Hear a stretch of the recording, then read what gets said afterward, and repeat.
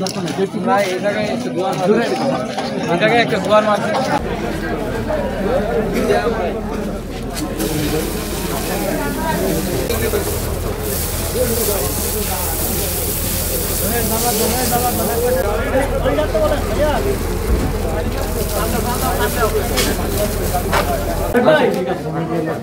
Light লাগে না তো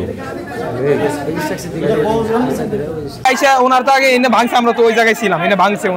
ওনার কিসের জন্য এটা করছে এটা আমরা জানি না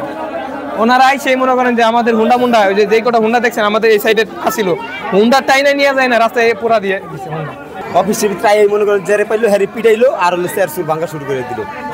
তারপরে হুন্ডা নিয়ে যাইতে লইছে এই মুসুরের ভিতরে আপনার এই যে আমাদের পারস ভাই আসছিল বড় ভাই উনারে মনে করেন যে 10-12 জন দইরাই ফালায় মনে করেন মায়ের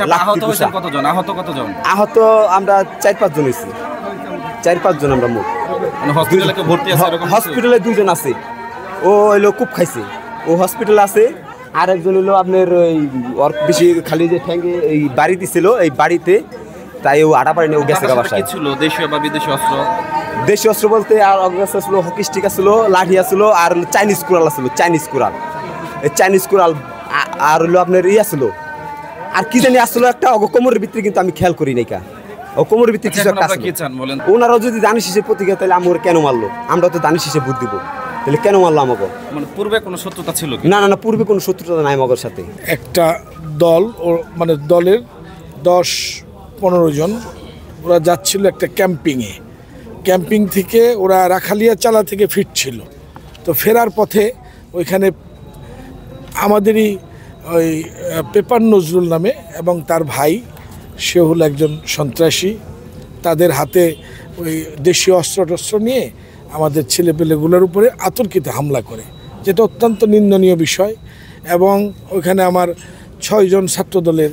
ছেলেরা আহত হয় এবং তার মধ্যে 2-3 জন খুবই গুরুতর মানে আহত হয়েছেন যাদেরকে অলরেডি এনাম মেডিকেল কলেজ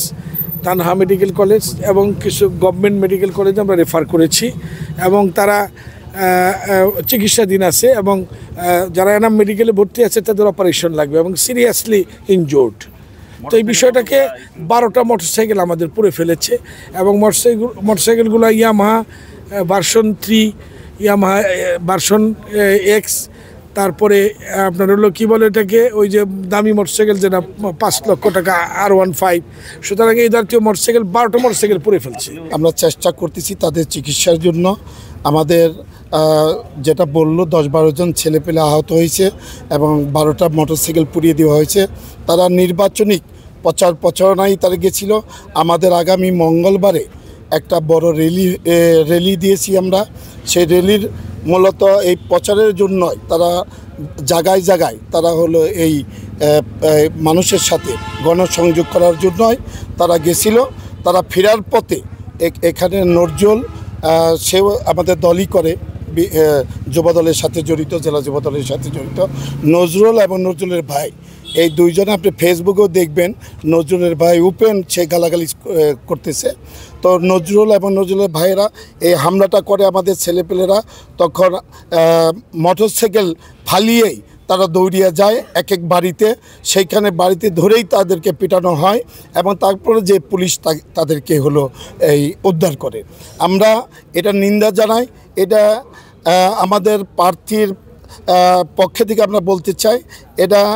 নির্বাচনটাকে ক্ষতিগ্রস্ত করার জন্য একটা শ্রেণীর লোকই তারা হলো এটা পায়তারা করছেন।